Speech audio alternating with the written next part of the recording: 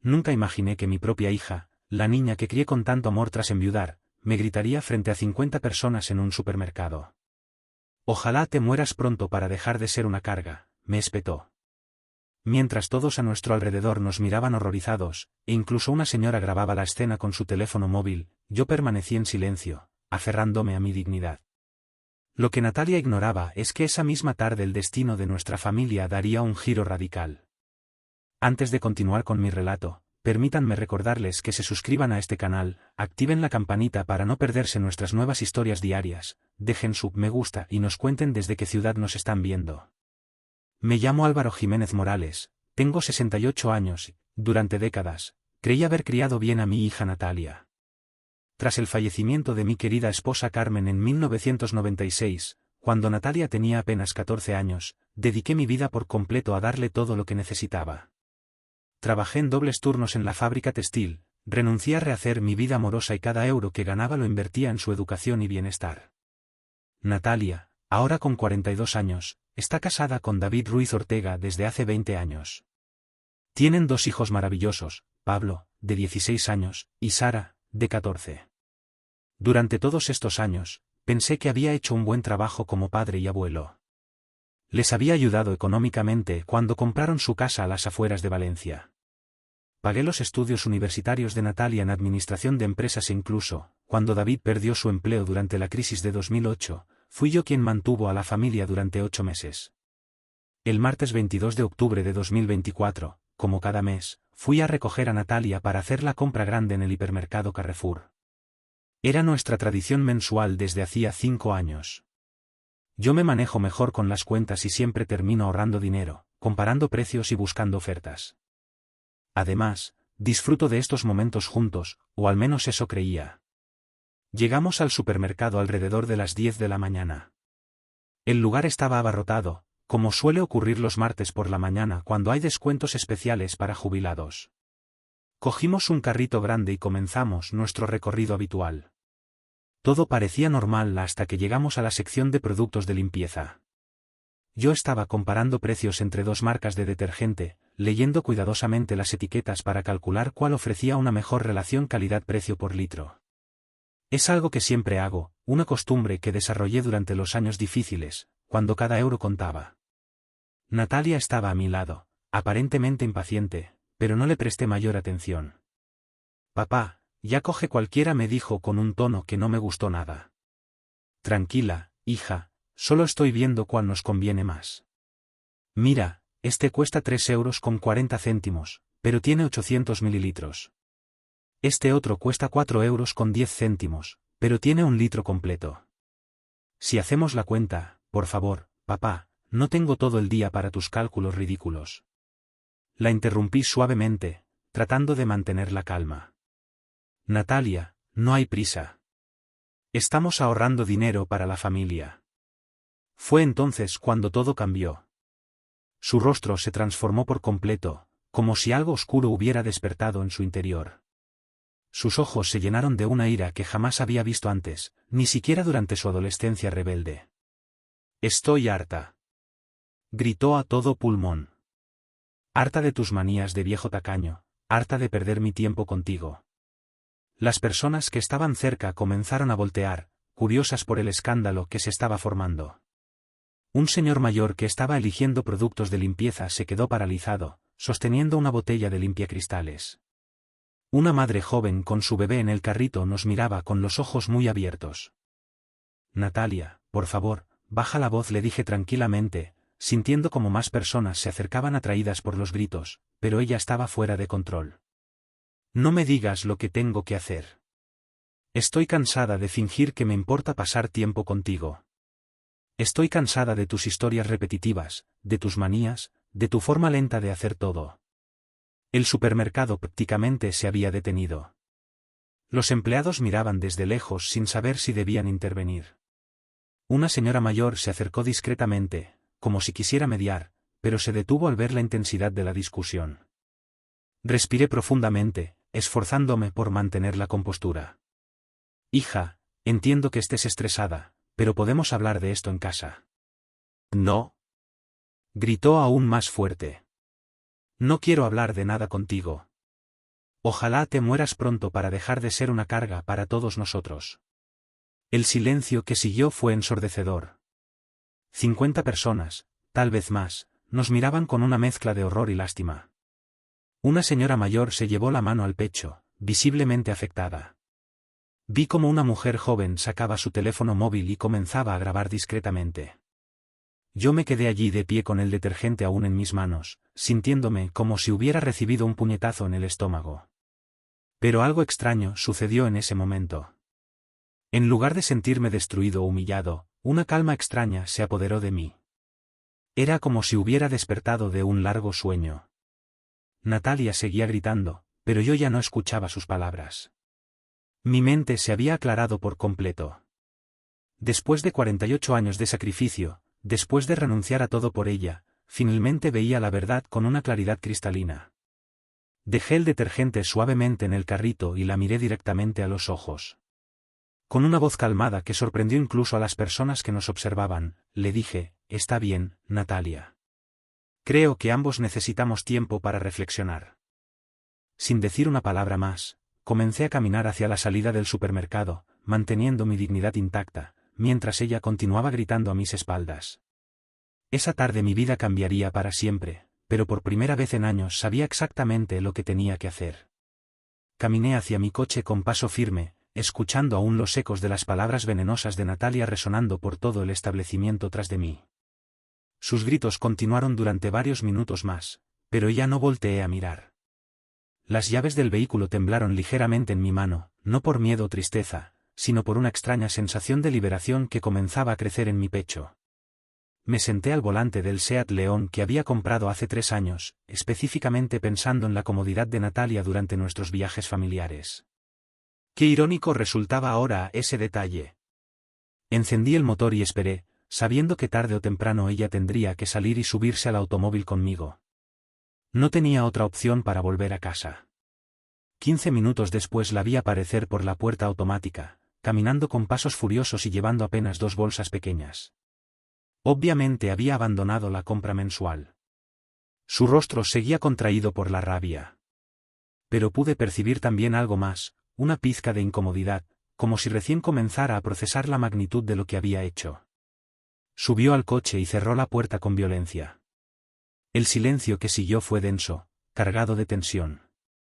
Yo puse el vehículo en marcha sin decir absolutamente nada.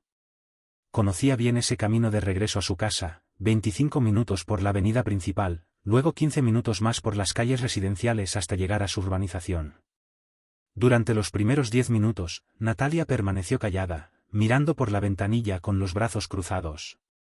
Yo conducía con tranquilidad, observando el tráfico matutino y reflexionando sobre lo que acababa de presenciar. Era como si hubiera visto a una persona completamente diferente, alguien que no conocía en absoluto. «No me mires como si fueras un mártir», rompió finalmente el silencio sin voltear a verme. «Tú también tienes la culpa de esto. Siempre igual, siempre con tus rituales absurdos y tu lentitud exasperante». Seguí conduciendo sin responder. Mi silencio pareció irritarla aún más. «¿Ahora no vas a hablar? ¿Vas a hacerte el ofendido?», continuó girando finalmente hacia mí con desprecio. «Mira, papá, ya no soy una niña. No puedes controlarme con tus silencios dramáticos como hacías cuando era pequeña». Detuve el automóvil en un semáforo en rojo y la miré directamente a los ojos por primera vez desde que salimos del supermercado. Lo que vi me perturbó profundamente. No había ni rastro de arrepentimiento, ni siquiera una pizca de reconocimiento de lo inapropiado de su comportamiento. «¿Sabes qué es lo que más me molesta?», prosiguió interpretando mi mirada como una invitación a continuar. «Que siempre actúas como si me hicieras un favor enorme, como si yo te hubiera pedido que vinieras a las compras conmigo, como si yo te hubiera rogado que me ayudaras económicamente todos estos años». El semáforo cambió a verde. Continué manejando, pero sus palabras comenzaron a calar más profundo en mi conciencia. «La verdad es que estoy cansada de fingir gratitud por cosas que cualquier padre normal haría», dijo con una frialdad que me heló la sangre. «Estoy harta de actuar como si fueras especial por haber hecho lo mínimo indispensable después de que mamá murió». Esas palabras me golpearon como un martillo. Carmen, mi esposa, había muerto de cáncer después de 2 años de lucha. Yo había trabajado turnos dobles para pagar los tratamientos, y, al mismo tiempo, cuidar de una adolescente rebelde. Había renunciado a oportunidades laborales mejores en otras ciudades para no desarraigar a Natalia de su entorno. Había rechazado 3 propuestas de matrimonio de mujeres maravillosas porque pensé que Natalia necesitaba toda mi atención. Además, continuó implacablemente: ya es hora de que entiendas que David y yo tenemos nuestros propios planes. No podemos estar pendientes de ti para siempre. Los niños están creciendo.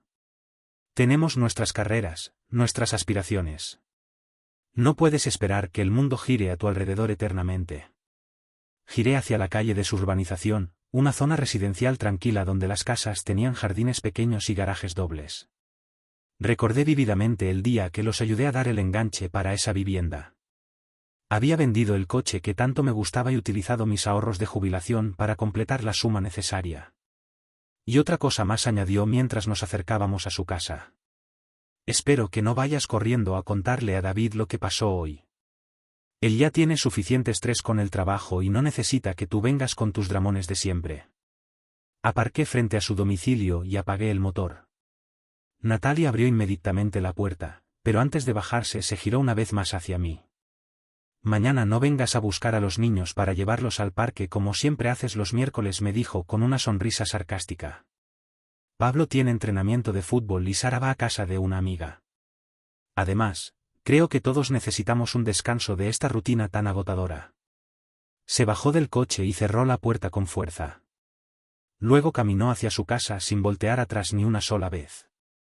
Permanecí sentado en el vehículo durante varios minutos, observando cómo entraba a su hogar y cerraba la puerta principal. El silencio dentro del automóvil era absoluto. No había música, no había tráfico en esa calle residencial, no había nada, excepto el sonido de mi propia respiración y el tic-tac del reloj del tablero. Eran las 11:45 de la mañana de un martes que había comenzado como cualquier otro, pero que se había convertido en el día que cambiaría todo. Arranqué nuevamente y conduje hacia mi apartamento, pero mi mente ya no estaba procesando el camino conocido.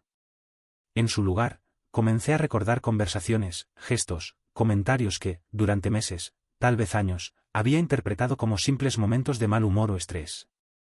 Ahora, con una claridad que me asustaba, comenzaba a ver un patrón completamente diferente.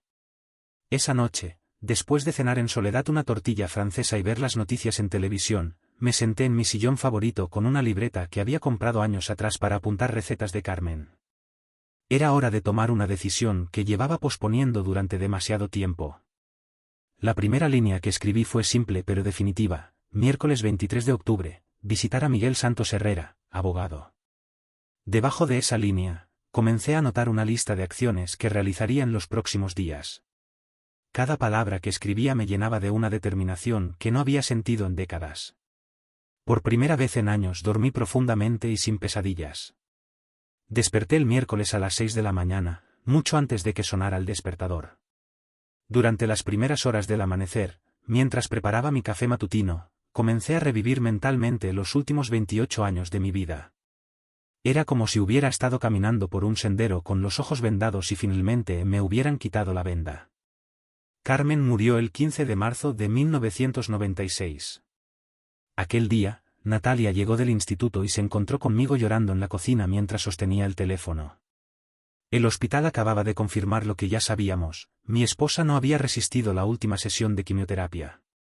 Su corazón simplemente se había rendido después de 24 meses de lucha contra un cáncer que nos había consumido económica y emocionalmente.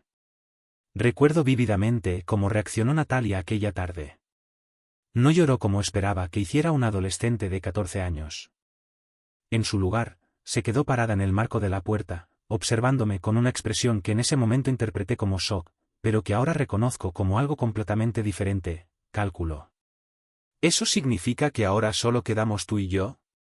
Fue lo primero que me preguntó sin acercarse siquiera a consolarme. Durante las semanas siguientes al funeral, mientras yo luchaba contra la depresión y el agotamiento, Natalia comenzó a mostrar comportamientos que justifiqué como mecanismos de defensa ante el duelo.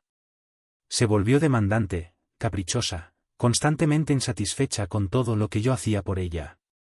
Cuando le preparaba la cena, se quejaba de que no era como la cocinaba su madre. Cuando la llevaba al instituto, protestaba porque mi coche era más viejo que el de los padres de sus compañeros. «Papá, ¿cuándo vas a comprar un coche nuevo?», me preguntaba constantemente. «Papá, todas mis amigas tienen móviles más modernos que el mío». «Papá, necesito ropa nueva porque la que tengo ya está pasada de moda».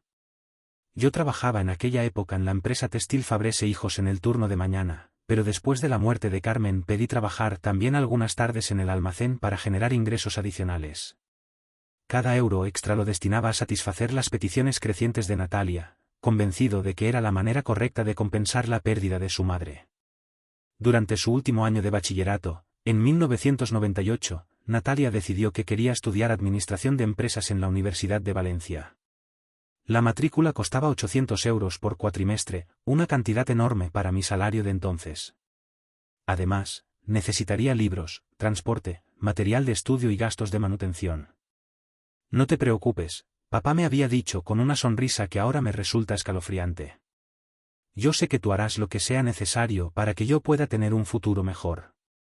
Vendí el pequeño terreno que Carmen y yo habíamos comprado en Cullera con la intención de construir una casa de vacaciones cuando nos jubiláramos. También vendí la colección de monedas antiguas que había heredado de mi padre y hasta el anillo de compromiso de oro blanco que le había regalado a Carmen. Natalia nunca preguntó de dónde salía el dinero para sus estudios, simplemente lo daba por sentado. Durante los 4 años de universidad viví prácticamente como un monje. No salía con amigos, no iba al cine, no compraba ropa nueva para mí. Todo mi sueldo se dividía entre gastos básicos de supervivencia y la educación de Natalia. Incluso dejé de ir al dentista durante 3 años para ahorrar esos 200 euros anuales. En el año 2000, cuando Natalia conoció a David en la universidad, comenzó una nueva etapa de gastos. Ahora necesitaba ropa más elegante para impresionar a su novio, dinero para salir los fines de semana y contribuciones para los regalos de cumpleaños y aniversarios de su nueva relación. «David proviene de una familia con dinero», papá me explicaba. «No puedo parecer pobre cuando salimos con sus amigos». Nunca me presentó oficialmente a David hasta que llevaban 2 años saliendo. Cuando finalmente lo conocí, me resultó evidente porque Natalia lo había elegido. Su familia tenía un negocio próspero de importación de productos electrónicos, y David vestía ropa cara y conducía un BMW que sus padres le habían regalado por su 21º cumpleaños. Durante la cena de presentación en casa de los padres de David, me sentí completamente fuera de lugar. La conversación giraba en torno a viajes internacionales, restaurantes exclusivos y planes de negocio que yo no podía ni comprender ni aportar. Natalia parecía avergonzada cada vez que yo intentaba participar en la conversación. «Mi padre trabaja en una fábrica textil», explicaba con una sonrisa forzada cuando alguien preguntaba sobre mi ocupación.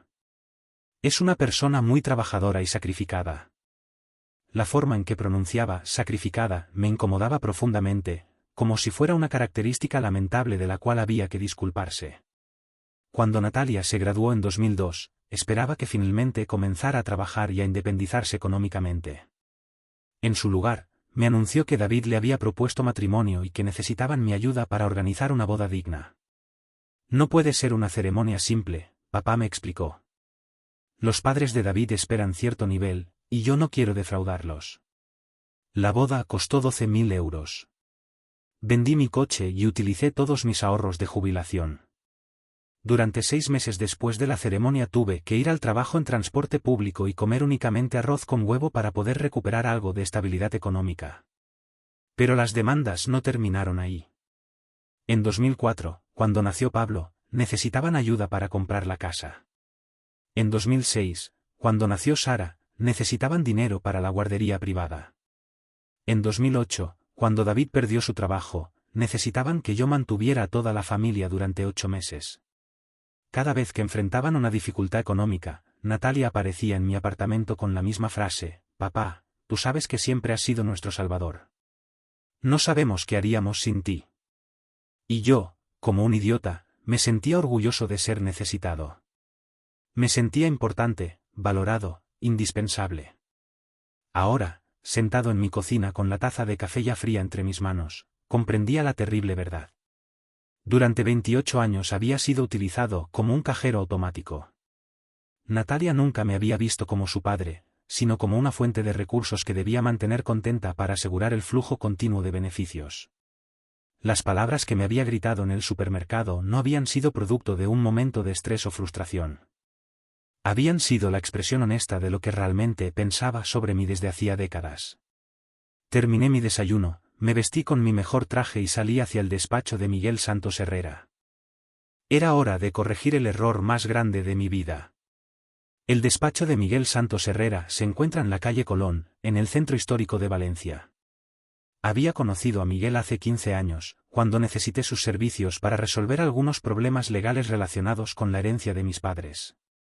Desde entonces, él había manejado todos mis asuntos jurídicos, testamento, pólizas de seguro y los contratos de compraventa cuando ayudé a Natalia con su vivienda. Llegué a su oficina exactamente a las 9:30 de la mañana, tal como habíamos acordado por teléfono la noche anterior. La secretaria, una mujer elegante llamada Pilar, me recibió con su habitual cordialidad y me ofreció café mientras esperaba. Miguel terminaba una conferencia telefónica con un cliente de Barcelona sobre un asunto de derecho mercantil. Álvaro, adelante, me saludó desde la puerta de su despacho. Por tu voz en el teléfono intuyo que no se trata de una consulta rutinaria. Miguel es un hombre de mi edad, tal vez 2 años menor, con cabello completamente gris y una barba cuidadosamente recortada. Durante todos estos años había demostrado ser no solo un excelente profesional, sino también una persona de confianza que siempre me había dado consejos honestos, incluso cuando eso significaba menos honorarios para él. Nos sentamos en su oficina, rodeados de estanterías llenas de códigos legales y expedientes organizados meticulosamente. En la pared colgaban sus títulos universitarios y algunas fotografías de su familia, su esposa Elena y sus 2 hijas ya adultas, ambas también abogadas. Miguel, necesito hacer cambios importantes en mi testamento y en mis pólizas de seguro de vida, comencé directamente, sin rodeos. Él abrió una carpeta con mis documentos actuales y repasó rápidamente su contenido. Según tengo aquí, tu hija Natalia es la beneficiaria principal de tus 2 millones de euros del seguro de vida, más el 80% de tu patrimonio restante. El 20% está destinado a tus nietos Pablo y Sara cuando cumplan 25 años. ¿Quieres modificar las proporciones? Quiero eliminar a Natalia completamente de todos mis documentos, respondí con una firmeza que me sorprendió a mí mismo. Miguel levantó las cejas y dejó los papeles sobre su escritorio. Durante los años que llevábamos trabajando juntos, él había conocido a Natalia en varias ocasiones. Siempre se había mostrado educada y agradable en su presencia. Incluso lo había invitado a la boda de Pablo cuando se casara en el futuro, bromeando sobre cómo me convertiría en bisabuelo algún día. Álvaro, esa es una decisión muy drástica. ¿Ha ocurrido algo específico que motive este cambio? Le relaté detalladamente los acontecimientos del día anterior en el supermercado. Miguel escuchó sin interrumpir, tomando notas ocasionales en un bloc amarillo.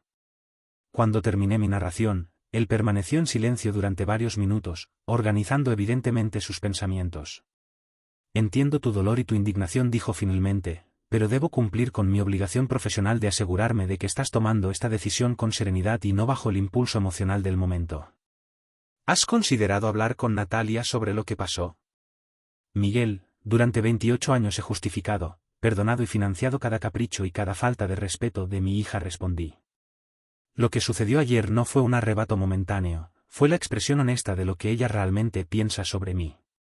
No hay conversación posible cuando alguien te considera una carga y desea públicamente tu muerte. Miguel asintió lentamente. Está bien. Si esa es tu decisión final, procederemos con los cambios. ¿A quién quieres designar como nuevo beneficiario principal?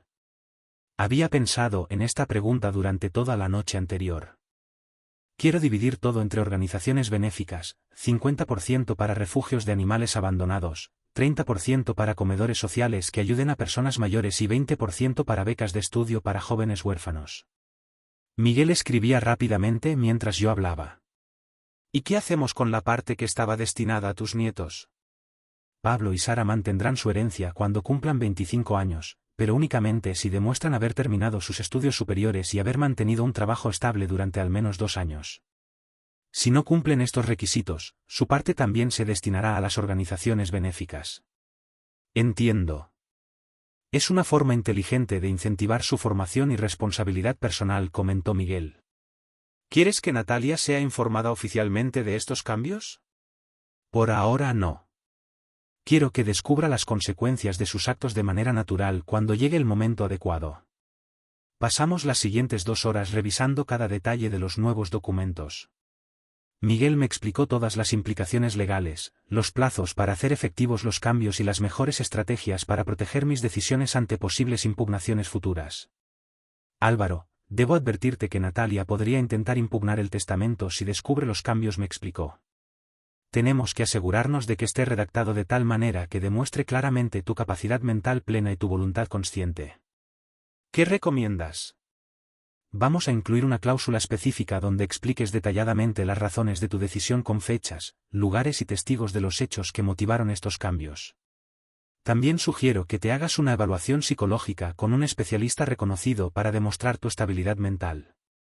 La idea de la evaluación psicológica me pareció excelente. ¿Conoces algún profesional de confianza? Sí. La doctora Carmen Elizalde es neuropsicóloga clínica y... Aquí está la traducción y adaptación del texto al español. Un perito judicial. Trabaja con frecuencia con nuestro despacho en casos similares. Puedo conseguirte una cita para mañana mismo. Salimos de su oficina a la 1:30 de la tarde. En mi bolsillo llevaba una copia de todos los nuevos documentos, debidamente firmados y sellados. Los originales quedarían archivados en su despacho hasta que fueran registrados oficialmente. Mientras caminaba por las calles de Valencia hacia mi apartamento, una extraña sensación de ligereza me invadió. Era como si hubiera estado cargando un peso enorme durante décadas y, finalmente, me hubiera liberado de él. Cada documento que había firmado representaba un nuevo comienzo, una oportunidad para recuperar mi dignidad personal, largamente adormecida. Compré el periódico en un kiosco cercano a mi casa y me detuve en el pequeño café donde solía desayunar los domingos. Pedí un bocadillo de jamón serrano y una cerveza, algo que no hacía desde hacía meses, pues lo consideraba un gasto innecesario que podía destinar a los caprichos de Natalia. Mientras comía tranquilamente, observé a las personas que pasaban por la calle, familias jóvenes con niños, parejas de novios, ancianos que caminaban lentamente, pero con sonrisas en sus rostros. De repente, me di cuenta de que hacía años que no prestaba atención al mundo que me rodeaba, demasiado ocupado trabajando y ahorrando para financiar la vida de otros. Esa tarde, por primera vez en décadas, me quedé dormido durante la siesta sin preocuparme por llamadas telefónicas de Natalia pidiendo favores o dinero. Dormí profundamente durante 3 horas y, cuando desperté, ya había decidido cuál sería mi siguiente movimiento. Era hora de visitar personalmente las organizaciones que se beneficiarían de mi nueva voluntad testamentaria. El jueves por la mañana decidí visitar el refugio de animales Esperanza Nueva, ubicado en las afueras de Valencia, cerca del pueblo de Saiba. Había encontrado información sobre esta organización en internet la noche anterior y me había impresionado profundamente su labor con animales abandonados y maltratados. Conduje durante 40 minutos por carreteras secundarias hasta llegar a una zona rural rodeada de campos de naranjos. El refugio ocupaba una finca de aproximadamente 5 hectáreas, con instalaciones que habían sido construidas claramente con mucho esfuerzo y recursos limitados, pero con un amor evidente por los animales que albergaba. Al estacionar mi vehículo cerca de la entrada principal, fui recibido por los ladridos entusiastas de docenas de perros que corrían hacia la valla metálica moviendo sus colas. El contraste con el recibimiento que había tenido en casa de Natalia el día anterior no podía ser más dramático. Una mujer de aproximadamente 50 años salió de una pequeña oficina prefabricada. Tenía el cabello castaño recogido en una coleta práctica. Vestía ropa de trabajo manchada de barro y sus manos mostraban las marcas de alguien que trabaja físicamente todos los días. Su sonrisa, sin embargo, era genuina y cálida. Buenos días, soy Isabel Moreno Torres, directora del refugio. ¿En qué puedo ayudarle? Me presenté y le expliqué que estaba interesado en conocer mejor su trabajo, pues estaba considerando hacer una donación significativa. Isabel me invitó a pasar y comenzamos un recorrido que duraría casi 3 horas. El refugio albergaba en ese momento 128 perros y 63 gatos, todos rescatados de situaciones de abandono o maltrato. Isabel me explicó que operaban con un presupuesto anual de aproximadamente 80.000 euros, financiado principalmente por donaciones privadas y eventos de recaudación de fondos. Nuestro mayor desafío es mantener los gastos veterinarios, me explicaba mientras caminábamos entre los cercados donde los perros nos seguían con curiosidad. Muchos de los animales que llegan aquí necesitan cirugías costosas, tratamientos prolongados o cuidados especiales debido a su edad avanzada. Me presentó a varios de los animales residentes, cada uno con su historia particular. Había un pastor alemán llamado Duque, que había sido encontrado atado a un árbol con una cadena tan corta que apenas podía moverse. Una perra labrador llamada Luna había llegado embarazada y desnutrida, abandonada en una carretera. Un gato persa de 15 años llamado Silverio había sido dejado en la puerta del refugio cuando su dueño murió y la familia no quiso hacerse cargo de él. ¿Sabe lo que más me duele? Me preguntó Isabel mientras acariciaba a Silverio, que ronroneaba en sus brazos. No es tanto el maltrato físico, aunque eso es terrible, sino la falta de gratitud hacia seres que han dado amor incondicional durante años.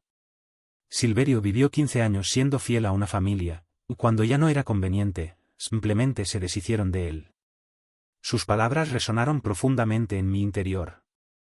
La similitud con mi propia situación era inquietante, casi un espejo cruel.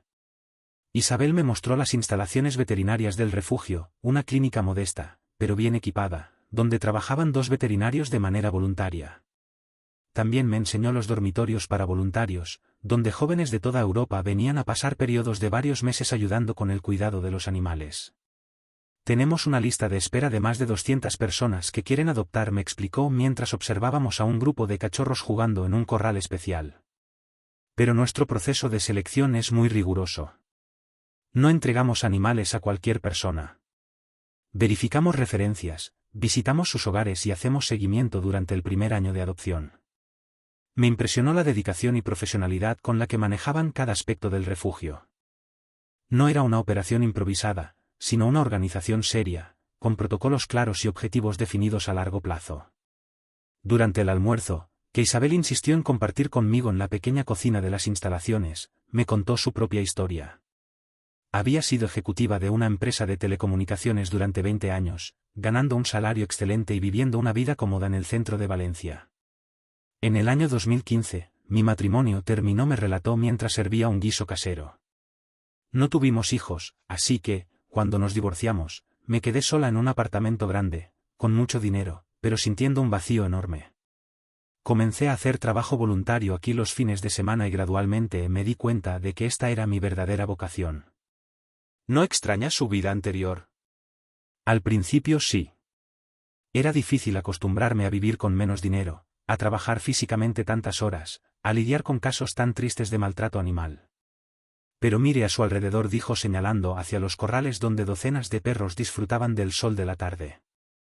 Cada animal que salvamos, cada adopción exitosa que coordinamos, cada vida que mejoramos, eso vale más que cualquier bonificación anual que recibía en mi trabajo anterior.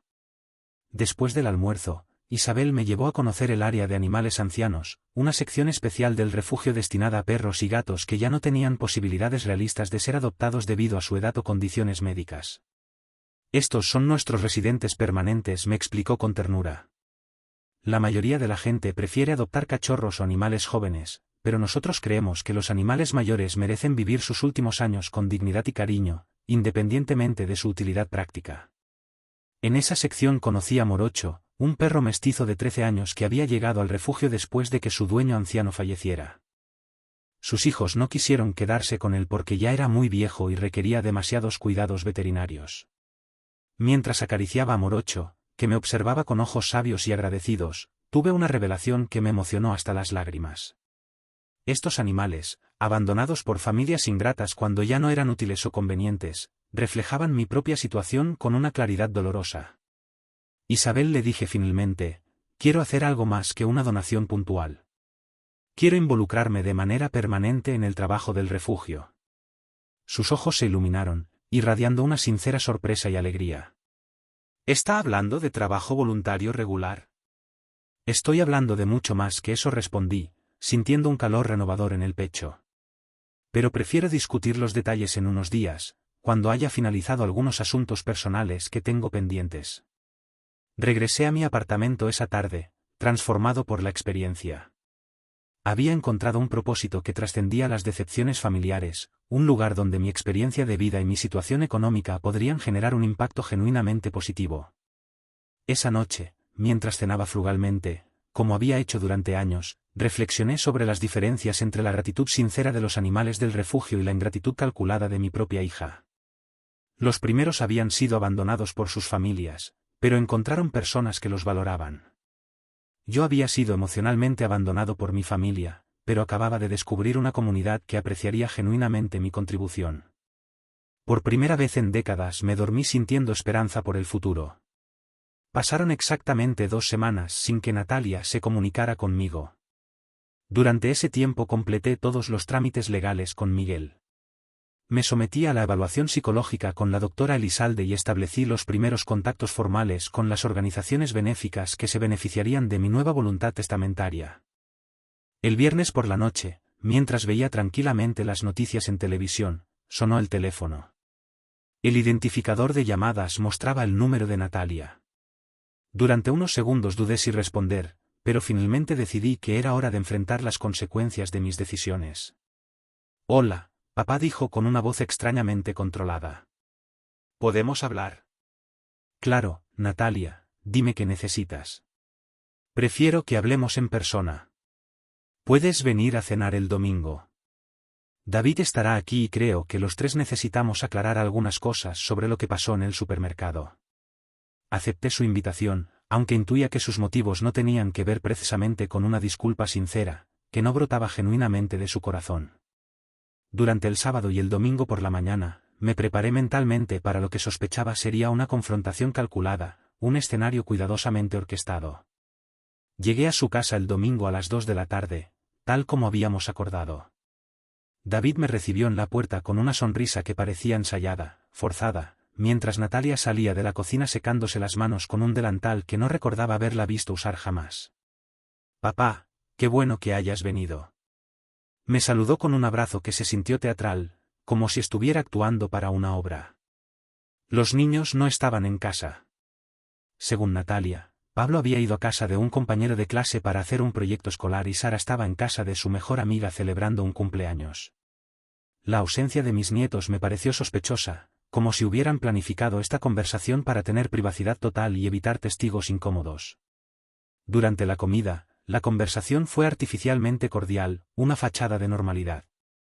David me preguntó sobre mi salud, con una preocupación que parecía más un guión que una emoción real. Natalia me contó anécdotas divertidas sobre los niños, exagerando sus travesuras y logros, y ambos evitaron cuidadosamente mencionar el incidente del supermercado, como si fuera un tabú que no debíamos romper. Yo participé en la charla superficial, esperando pacientemente a que revelaran el verdadero propósito de la invitación, el veneno oculto bajo la miel. Después del postre, David y Natalia intercambiaron miradas significativas. Había llegado el momento de la conversación real, el instante de la verdad.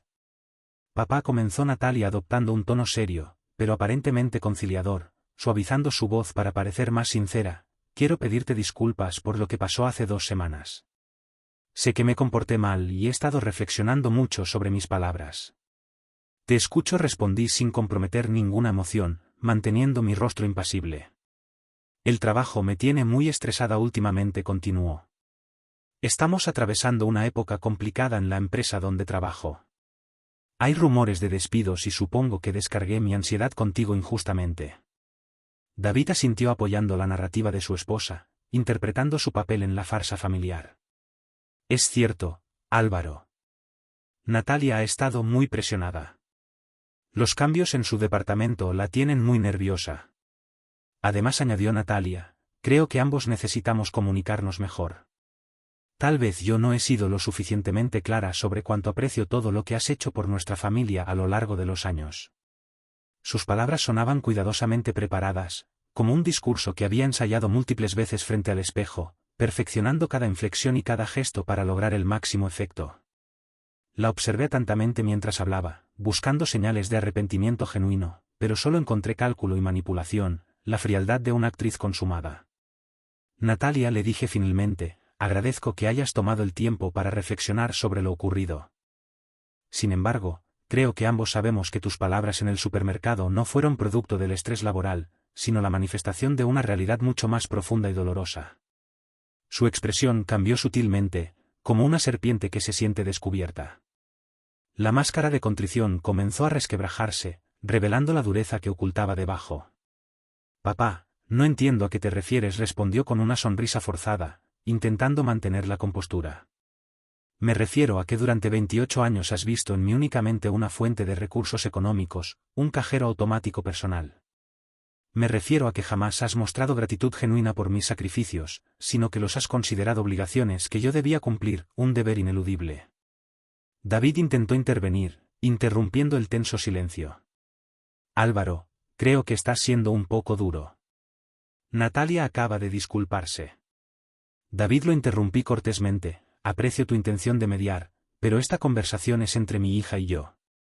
Por favor, permítenos resolverlo entre nosotros. Natalia se puso de pie bruscamente y por un momento vi un destello de la misma ira que había mostrado en el supermercado, la furia contenida que amenazaba con desbordarse. Está bien, papá. Si quieres que seamos completamente honestos, seámoslo. Sí, he dependido de tu ayuda económica durante años, pero eso no significa que no te aprecie como persona. ¿De verdad? Le pregunté con tranquilidad, manteniendo mi mirada fija en la suya. Entonces, explícame por qué en los últimos 5 años no has mostrado interés alguno en mi bienestar emocional. Explícame por qué nuestras conversaciones siempre giran en torno a favores que necesitas o problemas económicos que requieren mi intervención, como si mi vida se redujera a eso. Se sentó nuevamente, pero su postura defensiva era evidente, tensa como un arco a punto de disparar. Papá, estás exagerando. Siempre pregunto cómo estás cuando hablamos, es lo mínimo que puedo hacer. Natalia, la última vez que me preguntaste genuinamente sobre mi vida personal fue hace 3 años, cuando mencioné que estaba considerando apuntarme a clases de baile para conocer gente de mi edad, para romper la monotonía y encontrar nuevas amistades. Tu respuesta fue que no tenía sentido gastar dinero en esas tonterías a mi edad, que debía conformarme con lo que tenía. El silencio que siguió fue denso, palpable, cargado de reproches silenciosos y verdades incómodas. David miraba incómodo hacia sus manos, evitando mi mirada, mientras Natalia parecía buscar desesperadamente una respuesta apropiada, una excusa creíble que pudiera justificar su comportamiento. Mira, papá dijo finalmente, volviendo a su tono manipulador, intentando suavizar la situación. Tal vez ambos hemos cometido errores en nuestra comunicación, pero somos familia y las familias se perdonan y siguen adelante, superando las diferencias.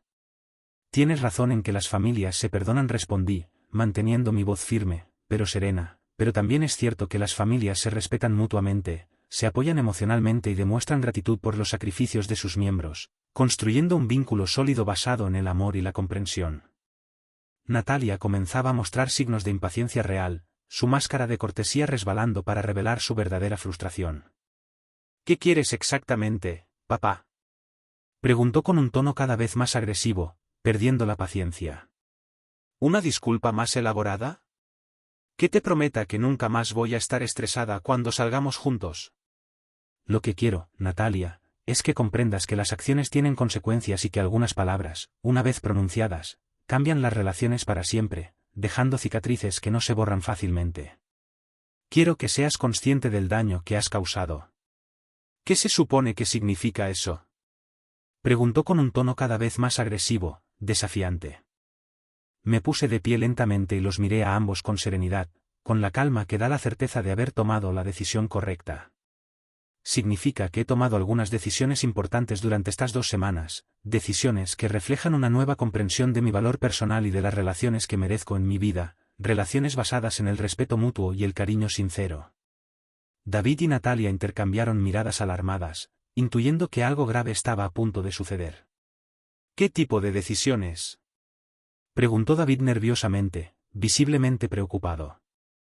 Eso, querido David, lo descubrirán en el momento apropiado, respondí mientras me dirigía hacia la puerta, dejando el misterio en el aire. Gracias por la comida, Natalia. La paella estaba deliciosa, aunque el ambiente no fuera el más agradable. Salí de su casa dejándolos sumidos en un silencio lleno de incertidumbre y preocupación, saboreando la satisfacción de haberles mostrado que ya no era el mismo hombre sumiso de antes. Era exactamente la reacción que había esperado, el primer golpe de efecto en mi estrategia. El juego había comenzado, y por primera vez en décadas, yo tenía todas las cartas ganadoras en mis manos, y estaba dispuesto a jugarlas con astucia y determinación. El martes siguiente recibí una llamada de David a las 8 de la mañana.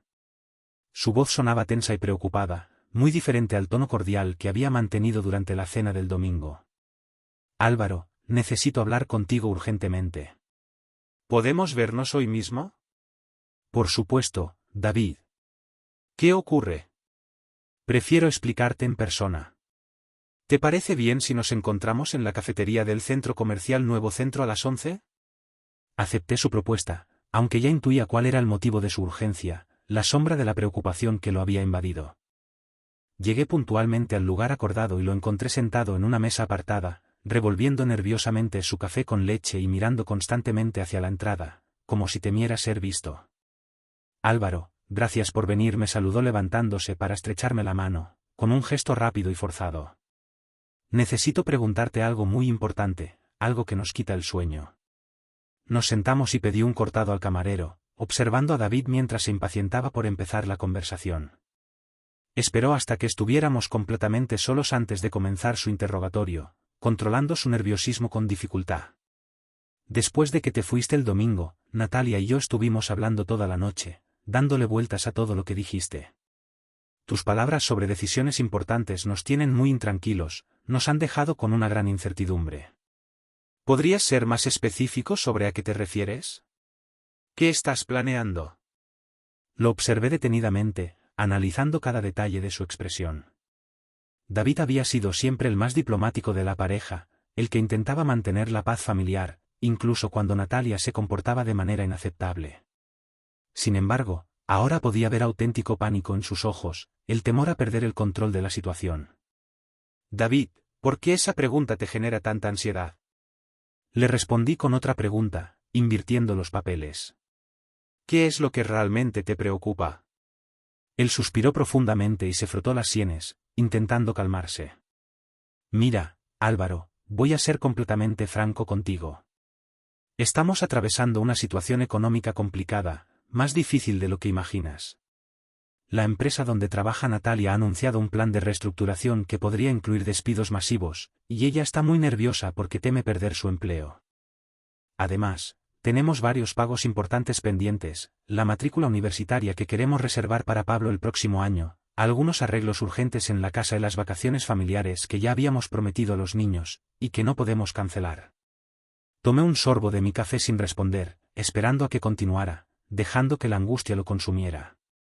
Además prosiguió con evidente incomodidad, bajando la voz como si temiera ser escuchado. Habíamos estado contando con tu ayuda habitual para cubrir algunos de estos gastos, no de manera inmediata, pero sí durante los próximos meses.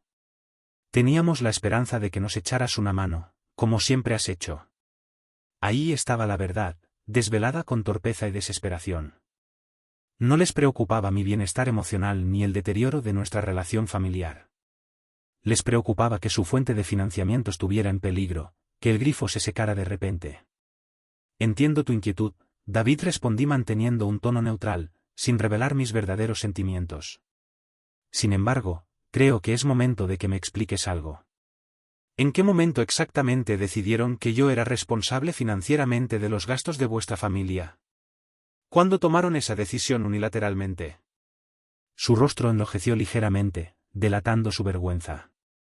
No es que consideremos que seas responsable, Álvaro, pero durante todos estos años has sido tan generoso con nosotros que honestamente habíamos organizado nuestro presupuesto familiar contando con tu apoyo, dándolo por sentado. Nunca pensamos que esto pudiera cambiar. ¿Y nunca se les ocurrió preguntarme si yo podía permitirme económicamente esa generosidad constante? Pregunté con sarcasmo. ¿Nunca se preocuparon por saber si mis sacrificios tenían un límite? David pareció genuinamente sorprendido por la pregunta, como si nunca se hubiera planteado esa posibilidad.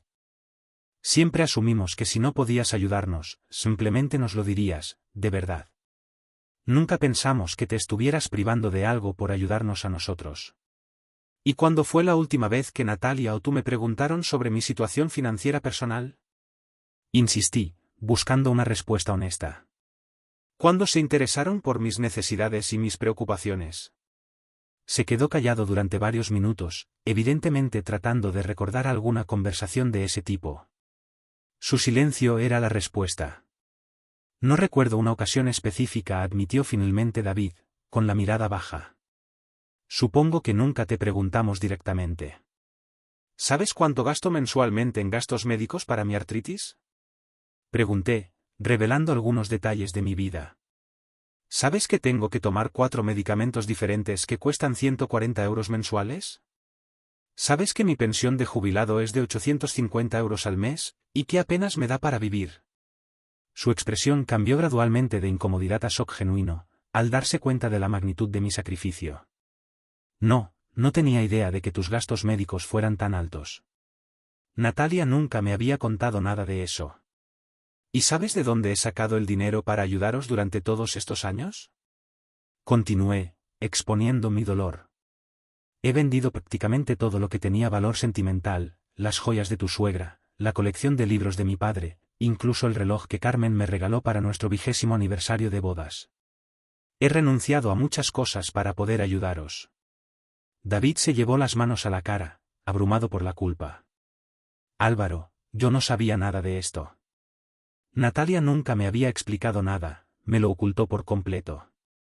Por supuesto que no te lo explicó, porque ella tampoco lo sabía, porque en 28 años jamás se le ocurrió preguntarme sobre mi situación personal.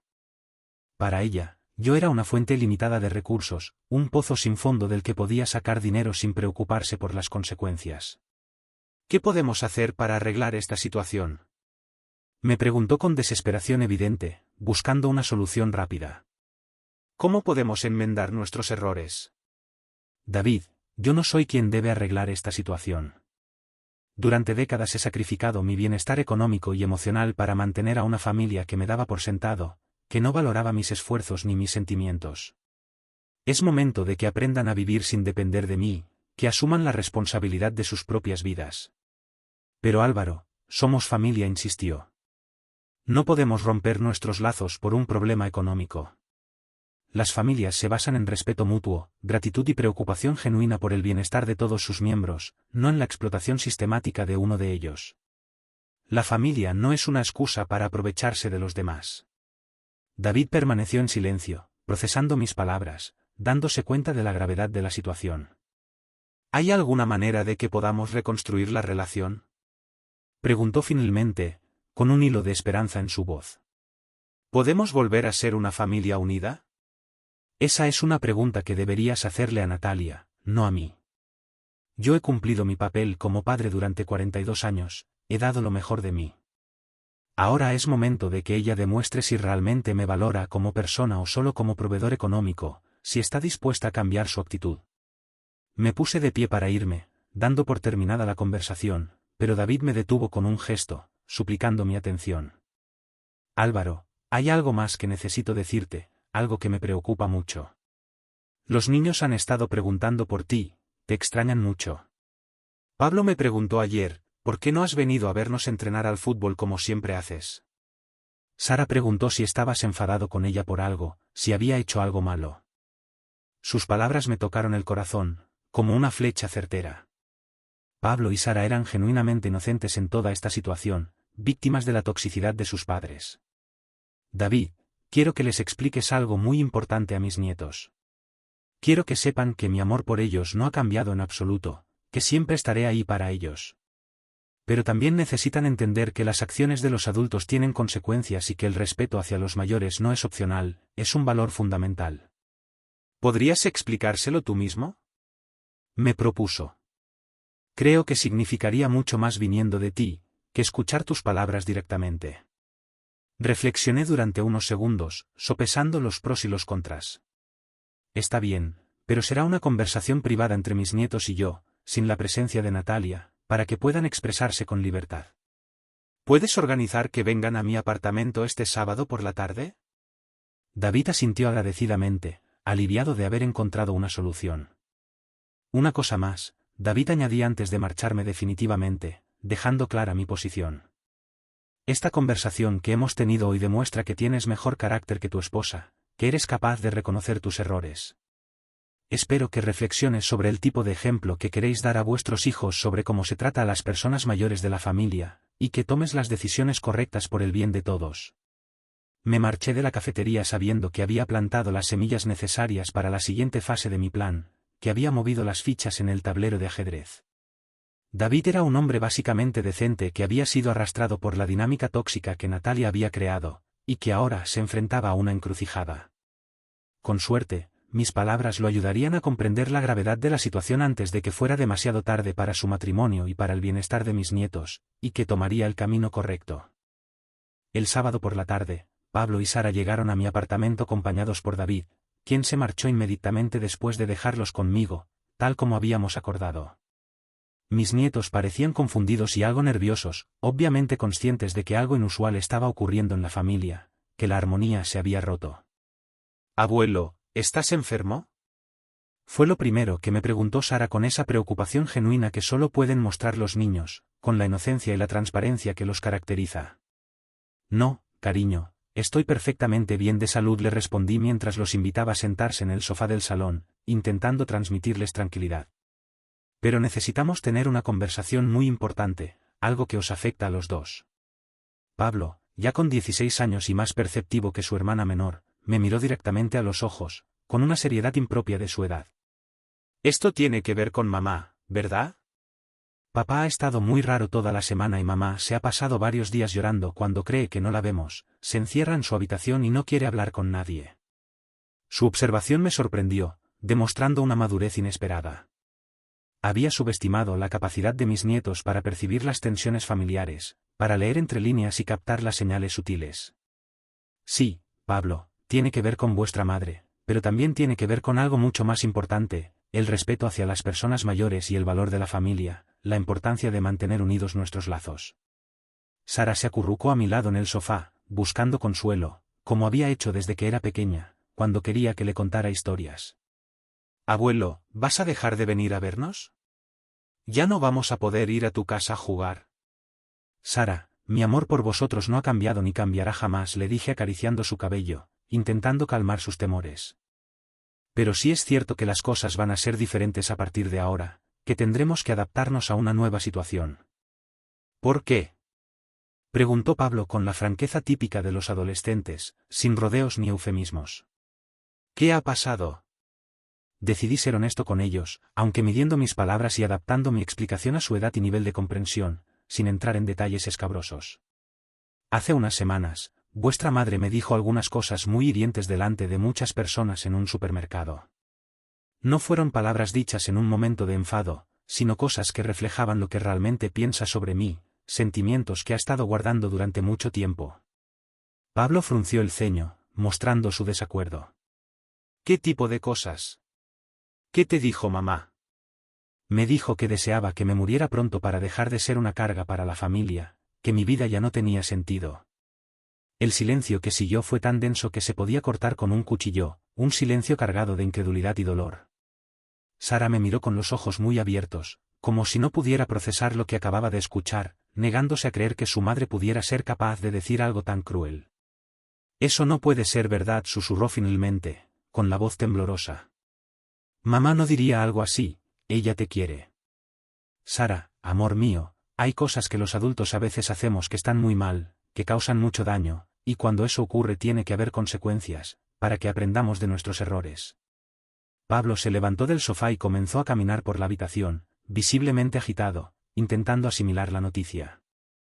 Abuelo, yo he visto cómo mamá a veces te habla, no siempre es amable contigo, a veces te dice cosas que no. Porque confirmaba que el comportamiento de Natalia hacia mí había sido tan evidente que hasta sus propios hijos lo habían notado. Pablo, Sara, quiero que ambos entendáis algo de suma importancia. A lo largo de vuestras vidas, he intentado daros todo aquello que habéis necesitado. Apoyo con los estudios, juguetes, vacaciones, ropa, y, por encima de todo, mi tiempo y mi afecto.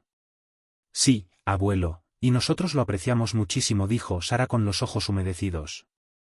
Lo sé, cariño. Vosotros sí que habéis demostrado gratitud y respeto, pero vuestra madre parece haber olvidado esos valores fundamentales. ¿Qué va a pasar ahora?, preguntó Pablo, denotando una preocupación impropia de su edad. Ahora vais a aprender una lección muy valiosa acerca de cómo tratar a las personas que os quieren. Vuestra familia tendrá que afrontar las consecuencias de no valorar a aquellos que se sacrifican por vosotros. ¿Eso significa que ya no vas a ayudarnos económicamente?, preguntó Pablo, con una madurez que me impresionó profundamente. Pablo, durante años he costeado muchas cosas para vuestra familia, desde una parte de vuestra casa hasta vuestra educación, pasando por vuestras actividades extraescolares y vuestras vacaciones. Lo hacía con gusto porque os quiero. Pero cuando alguien te trata con desprecio y llega a desear tu muerte, esa relación debe cambiar radicalmente. Sara comenzó a llorar en silencio. Abuelo, ¿podemos hacer algo para arreglarlo? Podemos hablar con mamá, cariño, pero esa responsabilidad no os corresponde. Sois niños y no tenéis por qué resolver los problemas que los adultos hemos creado. Pablo se sentó de nuevo a mi lado. Abuelo, ¿hay algo que nosotros hayamos hecho mal? Absolutamente nada, respondí de manera tajante. Vosotros habéis sido unos nietos maravillosos. Esta situación es exclusivamente entre vuestra madre y yo. ¿Seguirás viniendo a verme jugar al fútbol? Me preguntó Pablo con voz temblorosa. Por ahora, no. Necesito tiempo para decidir cómo vamos a relacionarnos en el futuro, pero quiero que sepáis que siempre podréis llamarme si me necesitáis. Sara se aferró a mi brazo. Abuelo, ¿vas a estar solo? No me gusta pensar que estés triste y solo. Su genuina preocupación por mi bienestar contrastaba de forma dramática con la actitud de su madre. Sara, cariño, el abuelo ha aprendido que a veces es mejor estar solo que mal acompañado, especialmente cuando estás rodeado de personas que no te valoran. Además, he encontrado nuevos amigos y nuevas actividades que me hacen muy feliz. ¿Cómo qué? Preguntó Pablo con curiosidad. Estoy colaborando en un refugio de animales. Hay muchos perros y gatos que necesitan cariño, y yo tengo mucho cariño para dar. ¿Podemos visitarte allí algún día? Preguntó Sara con esperanza en la voz. Tal vez cuando las cosas se calmen un poco. Pasamos las siguientes 2 horas hablando de muchas cosas, de sus estudios, de sus amigos, de sus sueños para el futuro. Fue una conversación preciosa que me recordó por qué vale la pena luchar por mantener relaciones auténticas. Cuando David vino a recogerlos, pude ver en sus ojos que había estado llorando. Los niños se despidieron de mí con abrazos más largos y más intensos de lo habitual, como si presintieran que pasaría mucho tiempo antes de volver a verme. Abuelo, me susurró Sara al oído antes de marcharse, voy a hablar con mamá. Voy a decirle que tiene que pedirte perdón de verdad. Sara, mi niña, tú no tienes que hacer eso. Los adultos tenemos que resolver nuestros propios problemas. Pero ella ya había tomado su decisión. Pude ver la determinación en sus ojos de 14 años. Esa noche, mientras cenaba solo en mi apartamento, reflexioné sobre la conversación con mis nietos. Había sido dolorosa, pero necesaria. Ellos necesitaban entender que las acciones tienen consecuencias, incluso cuando esas acciones las cometen sus padres. Mi teléfono sonó a las 10 de la noche. Era Natalia, y su voz sonaba completamente diferente a cualquier tono que le hubiera escuchado antes. Papá, necesito verte urgentemente. Los niños me han contado vuestra conversación, y necesito hablar contigo inmediatamente. Natalia, son las 10 de la noche. ¿Podemos hablar mañana? No, papá, por favor. Esto no puede esperar hasta mañana. En su voz había algo que no había escuchado en décadas, pánico verdadero, y posiblemente, el comienzo de un arrepentimiento genuino. Natalia llegó a mi apartamento 30 minutos después de su llamada telefónica. Cuando abrí la puerta, me impactó su apariencia. Tenía los ojos hinchados de llorar, el cabello despeinado y vestía ropa arrugada, como si se hubiera vestido a toda prisa. Era la primera vez en décadas que la veía en un estado de vulnerabilidad tan evidente. Papá, gracias por recibirme, me dijo con voz quebrada mientras entraba al salón. Se sentó en el borde del sofá con las manos temblorosas y sin saber dónde posar la mirada. Yo me acomodé en mi sillón habitual, manteniendo cierta distancia física y emocional. Sara me ha contado todo lo que les explicaste esta tarde, comenzó con dificultad. Me ha dicho que les contaste lo que pasó en el supermercado. Así es. Mis nietos tenían derecho a entender por qué las cosas iban a cambiar en nuestra familia. Papá, cuando Sara me repitió las palabras que yo te dije aquel día, cuando las escuché de la boca de mi propia hija. Se interrumpió para limpiarse las lágrimas. Me di cuenta de lo horrible que había sido contigo. La observé con atención, buscando señales de manipulación o teatro. Pero esta vez parecía genuinamente destrozada. Pablo me preguntó si era verdad que yo había deseado tu muerte en público, continuó. Cuando tuve que admitir que sí, vi el horror en sus ojos. Mi hijo me miró como si fuera un monstruo. ¿Y qué les respondiste cuando te preguntaron por qué habías dicho esas cosas? No supe qué responder, admitió avergonzada. No tenía ninguna explicación que justificara semejante crueldad. Natalia se levantó y comenzó a caminar por la habitación, gesticulando nerviosamente. Papá, he pasado toda la semana reflexionando sobre mi comportamiento. David me ha hecho ver cosas que jamás había considerado. Me contó sobre vuestra conversación en la cafetería, sobre tus gastos médicos, sobre las cosas que has vendido para ayudarnos. ¿Y qué conclusiones has sacado de esa reflexión? Se detuvo frente a mí y se arrodilló junto a mi sillón, un gesto que me sorprendió profundamente. Papá, me he comportado como una hija egoísta e ingrata durante años.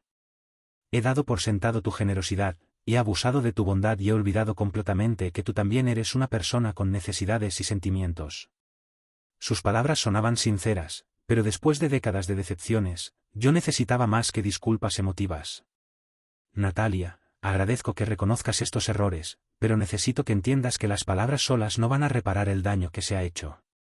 Lo sé, papá, lo sé perfectamente. Por eso quiero proponerte algo. Se incorporó y regresó al sofá, adoptando una postura más formal. David y yo hemos estado discutiendo nuestras finanzas toda la semana. Hemos decidido que es hora de que aprendamos a vivir sin depender de tu ayuda económica. Vamos a vender el coche nuevo y a comprar uno usado. Vamos a cancelar las vacaciones caras que habíamos planeado. Vamos a mudarnos a una casa más pequeña y más barata. Sus propuestas me sorprendieron por su concreción y realismo. ¿Y qué hay de la matrícula universitaria de Pablo? Pablo va a solicitar una beca de estudios. Si no la consigue, trabajará durante un año para ahorrar dinero antes de comenzar la universidad. Muchos jóvenes lo hacen, y no le hará ningún daño aprender el valor del esfuerzo personal. Pablo está de acuerdo con esta idea. Sintió preocupado, pero cuando le expliqué las razones, lo entendió perfectamente. Incluso me dijo que estaba orgulloso de que finalmente hubiéramos tomado esa decisión. Natalia hizo una pausa larga antes de continuar. Papá, también quiero proponerte algo más personal. Quiero que empecemos de nuevo, pero esta vez como adultos iguales. Quiero conocerte como persona, no como proveedor. Quiero saber cuáles son tus intereses, tus sueños, tus preocupaciones. Quiero ser tu hija, no tu dependiente económica. Natalia, esas son palabras hermosas, pero después de lo que pasó, necesito tiempo para procesar todo esto. Lo entiendo completamente, respondió. No espero que me perdones inmediatamente. Solo te pido una oportunidad de demostrar que he cambiado realmente. Se puso de pie, preparándose para marcharse. Hay algo más que necesitas saber, me dijo desde la puerta. David ha decidido buscar un segundo empleo los fines de semana, y yo voy a solicitar trabajo en otras empresas por si finalmente me despiden de donde estoy ahora. Queremos que veas que estamos tomando en serio nuestra independencia económica. ¿Y los niños cómo están manejando todos estos cambios? Están preocupados, pero también están aprendiendo lecciones importantes sobre responsabilidad y consecuencias. Sara me dijo ayer que ahora entiende por qué siempre le decimos que debe tratar con respeto a sus abuelos. Después de que Natalia se marchó, me quedé despierto hasta muy tarde reflexionando sobre nuestra conversación. Por primera vez en años, había visto destellos de la niña que había criado con tanto amor después de la muerte de Carmen, pero también sabía que las transformaciones genuinas toman tiempo y que las palabras son fáciles, mientras que los cambios de comportamiento sostenidos son mucho más difíciles. Durante los días siguientes, observé desde la distancia los movimientos de mi familia. David efectivamente comenzó a trabajar los sábados en una empresa de mudanzas. Natalia puso un anuncio en internet para vender su coche. Pablo se inscribió en un programa de becas académicas y comenzó a trabajar los miércoles y viernes por la tarde en una pizzería cercana a su instituto. 2 semanas después, recibí una llamada inesperada de Sara. Abuelo, mamá no sabe que te estoy llamando, me susurró, pero quería contarte que está llorando todas las noches. Dice que ha perdido al mejor padre del mundo y que no sabe si algún día podrás perdonarla. Sara, ¿cómo te sientes tú con todos estos cambios? Al principio estaba enfadada contigo por hacernos pasar por esto, pero ahora entiendo que era necesario. Mamá necesitaba aprender esta lección, aunque fuera dolorosa para todos nosotros. La sabiduría de mi nieta de 14 años me conmovió profundamente. Abuelo, ¿crees que algún día las cosas podrán volver a ser como antes? Sara, mi amor, las cosas nunca volverán a ser exactamente como antes, pero tal vez puedan ser mejores, tal vez puedan ser más honestas y más respetuosas. Esa noche tomé una decisión importante. Era hora de dar el siguiente paso en mi transformación personal, un paso que sellaría definitivamente mi nueva vida independiente. 6 meses después del incidente del supermercado, mi vida había experimentado una transformación que jamás hubiera imaginado posible. Cada mañana me despertaba con propósito y energía, algo que no había sentido durante décadas. Mi rutina diaria había cambiado completamente. A las 7 de la mañana ya estaba en el refugio Esperanza Nueva ayudando con la alimentación matutina de 153 animales. Isabel me había asignado la responsabilidad especial de cuidar la sección de animales ancianos, donde mi experiencia personal con el abandono familiar me permitía conectar de manera única con esas criaturas olvidadas. Morocho, aquel perro mestizo de 13 años que había conocido en mi primera visita, se había convertido en mi compañero inseparable. Cada mañana me esperaba junto a la verja principal, moviendo la cola con una alegría que contrastaba dramáticamente con la frialdad que había experimentado en mi propia familia durante años. «Buenos días, amigo», le decía siempre mientras le rascaba detrás de las orejas. ¿Estás listo para otro día de trabajo? Isabel había quedado tan impresionada con mi dedicación que me había propuesto formalizar mi colaboración más allá del trabajo voluntario. Habíamos establecido un programa de adopciones para personas mayores, donde yo actuaba como coordinador y consejero, ayudando a emparejar a los ancianos con adoptantes de edad similar. Álvaro, tu comprensión de las necesidades emocionales tanto de los animales como de las personas mayores es excepcional, me había dicho Isabel durante una reunión del equipo directivo. Has creado algo realmente especial con este programa. En 6 meses, habíamos logrado 35 adopciones exitosas de animales que anteriormente se consideraban inadoptables. Cada ceremonia de adopción me llenaba de una satisfacción que nunca había experimentado, ni siquiera durante los momentos más felices con mi familia. Mi apartamento también había experimentado cambios significativos. Había vendido muebles que no necesitaba y había convertido el cuarto de invitados en un pequeño despacho donde preparaba materiales educativos para el refugio y mantenía la correspondencia con los adoptantes del programa. Las paredes, que durante años habían estado decoradas principalmente con fotografías familiares, ahora mostraban imágenes de los animales que habíamos rescatado, certificados de reconocimiento del refugio y cartas de agradecimiento de las familias adoptantes.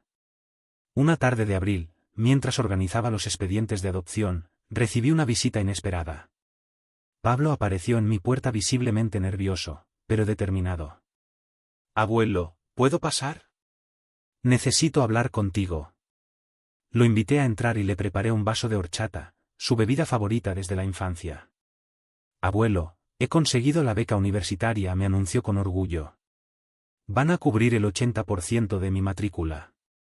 Pablo, eso es fantástico. Estoy muy orgulloso de ti. Pero no es solo eso, continuó. El trabajo en la pizzería me ha enseñado muchas cosas. He aprendido el valor del dinero.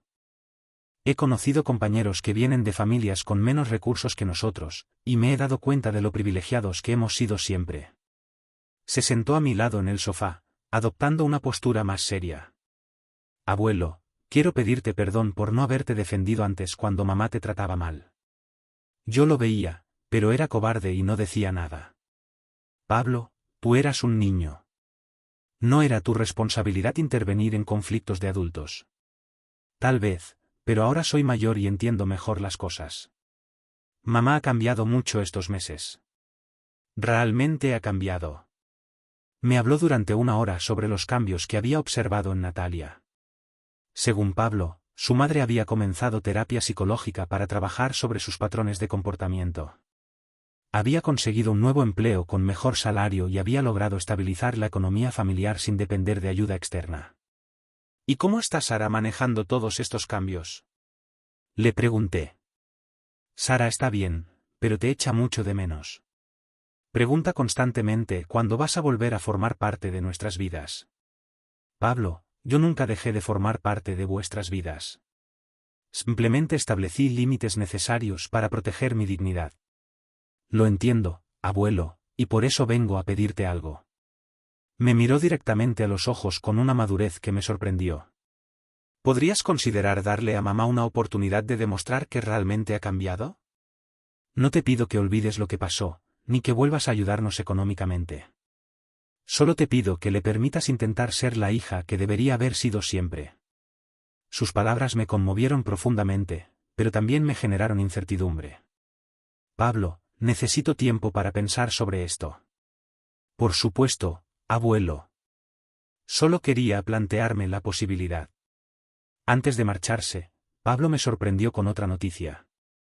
Abuelo, he estado investigando sobre el refugio donde trabajas. Me gustaría hacer mi servicio comunitario universitario allí, si tú estás de acuerdo. ¿Te interesa realmente el trabajo con animales? Sí, pero sobre todo me interesa trabajar contigo. Quiero aprender de ti. Quiero recuperar el tiempo perdido y quiero ayudarte en algo que claramente te hace feliz. Después de que Pablo se marchó, pasé varias horas reflexionando sobre nuestra conversación. Era evidente que mi decisión de establecer límites había generado cambios positivos, no solo en mi vida, sino también en la dinámica familiar completa. Esa noche, llamé a Isabel para contarle sobre la propuesta de Pablo. Álvaro, tener a tu nieto trabajando contigo en el refugio podría ser una experiencia maravillosa, me dijo. Además, necesitamos jóvenes voluntarios con compromiso serio. Isabel, hay algo más que necesito contarte. Creo que es momento de que considere el siguiente paso en mi compromiso con el refugio. ¿A qué te refieres? Quiero donar una cantidad significativa de dinero para construir nuevas instalaciones veterinarias. También quiero establecer un fondo permanente que garantice la sostenibilidad económica del refugio durante las próximas décadas. Isabel guardó silencio durante varios segundos. Álvaro, ¿estás seguro de esta decisión? Más seguro que nunca. Este refugio se ha convertido en mi verdadera familia. Es hora de que formalice ese compromiso de manera definitiva. Mientras me preparaba para dormir esa noche, observé por la ventana las luces de la ciudad donde había nacido y vivido toda mi vida. Por primera vez en décadas me sentía completamente en paz con mis decisiones y optimista sobre mi futuro. La transformación que había comenzado con dolor y humillación se había convertido en redescubrimiento personal y propósito renovado. Un año después de aquel martes fatídico en el supermercado, me encontraba parado en el escenario del auditorio principal de la Universidad de Valencia, frente a una audiencia de más de 400 personas. Era la presentación oficial de mi libro Dignidad en el otoño, reflexiones sobre el respeto intergeneracional, una obra que jamás imaginé escribir, pero que se había convertido en mi legado más importante. El libro había surgido de manera inesperada. Durante mis meses de trabajo en el refugio, comencé a escribir reflexiones personales sobre las similitudes entre el abandono animal y el maltrato hacia las personas mayores. Isabel me sugirió compartir estos escritos con un amigo suyo, editor de una pequeña casa editorial especializada en temas sociales. Álvaro, tu historia podría ayudar a miles de familias que están viviendo dinámicas similares, me había dicho el editor después de leer mis primeros capítulos. Necesitamos más voces que hablen honestamente sobre estos temas. El proceso de escritura había sido terapéutico y revelador. Al documentar mi experiencia, pude procesar completamente el dolor de décadas de maltrato emocional y simultáneamente celebrar mi transformación personal. Cada capítulo representaba una etapa de mi proceso de autodescubrimiento y recuperación de la dignidad personal. En la audiencia divisé caras conocidas que me llenaron de emoción.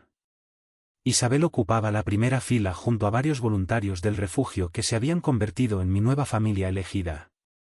Miguel Santos Herrera estaba presente con su esposa, orgulloso de haber sido mencionado en los agradecimientos como el profesional que me ayudó a recuperar el control de mi vida. Pero lo que más me conmovió fue ver a Pablo y Sara sentados en la tercera fila, acompañados por David.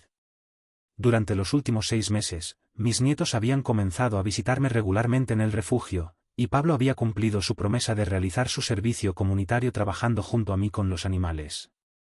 Sara, ahora con 15 años, había desarrollado un interés particular por la fotografía de animales y había creado un blog donde documentaba las historias de adopción que coordinábamos.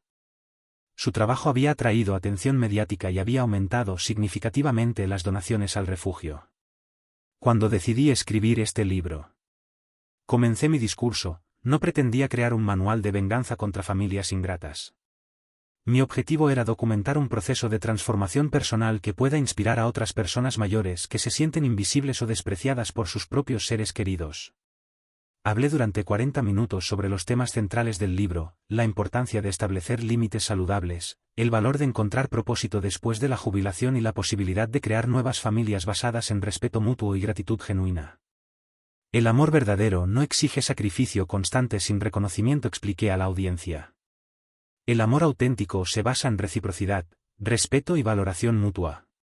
Cuando estos elementos están ausentes, no tenemos obligación moral de mantener relaciones tóxicas, incluso si esas relaciones son familiares. Durante la sesión de preguntas, una mujer mayor levantó la mano. Señor Jiménez, ¿ha logrado reconciliarse con su hija? Era la pregunta que había estado esperando y temiendo a la vez. Mi relación con mi hija ha evolucionado, respondí cuidadosamente. Ella ha realizado cambios significativos en su comportamiento y actitud. Ha buscado ayuda profesional para entender los patrones destructivos que había desarrollado. Ha demostrado independencia económica y respeto hacia mi autonomía personal. Hice una pausa buscando las palabras correctas. Sin embargo, la reconciliación completa es un proceso que requiere tiempo. Algunas heridas necesitan sanar completamente antes de que puedan establecerse nuevas dinámicas relacionales. Por ahora, mantenemos contacto cordial y supervisado, principalmente a través de mis nietos. Después de la presentación, mientras firmaba ejemplares del libro, Natalia se acercó a mi mesa. Durante estos meses la había visto ocasionalmente cuando recogía o dejaba a los niños en el refugio, pero siempre manteníamos conversaciones breves y formales. Papá, quería felicitarte personalmente por el libro, me dijo con una voz que sonaba genuinamente orgullosa. He leído cada página varias veces. Gracias, Natalia. ¿Cómo te sentiste al ver tu parte de la historia documentada? Al principio fue muy doloroso leer sobre mi comportamiento desde tu perspectiva, admitió. Pero también fue necesario.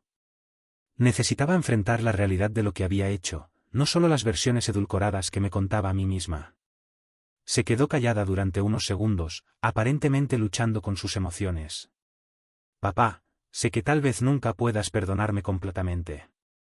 Sé que he perdido tu confianza y tu respeto y que recuperarlos tomará mucho tiempo, si es que alguna vez lo logro. Natalia, no. Papá, déjame terminar, interrumpió.